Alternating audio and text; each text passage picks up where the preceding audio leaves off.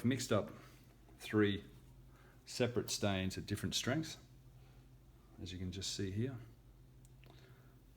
Now it's important when you're doing this step to use a measuring device of some sort. So I've just used a measuring spoon here, and I've applied the first container straight, the second has, it's about a 50-50, and the third has 3 level teaspoons of methylated spirits to 1.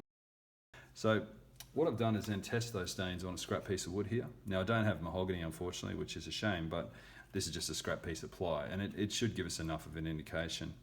I'm thinking that's a little too dark. What I'm actually leaning more towards is probably the 3rd or 4th, with possibly the 4th. So I think that's what I'll go with. I think that's a little more subtle, but it's given me that nice golden color that I think will really accentuate these this spalted maple figure really well. So fortunately for me, I've mixed up enough product. Now, if you haven't, you really do want to make sure you've mixed up enough product before you start staining. The last thing you want to do is run out halfway through and then try and match your ratios again. Now, the second thing I need is some sort of application device. So you can use a brush, you can use steel wool, you can use sandpaper, very high grade sandpaper. What I like to use is a rag. It allows me to press the stain into the grains a little better, I find.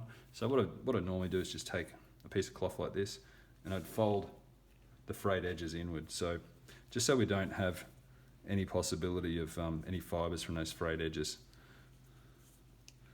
going onto the surface of the guitar.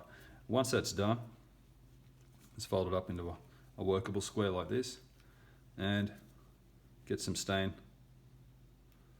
on the rag. And I might start with the back first on this one,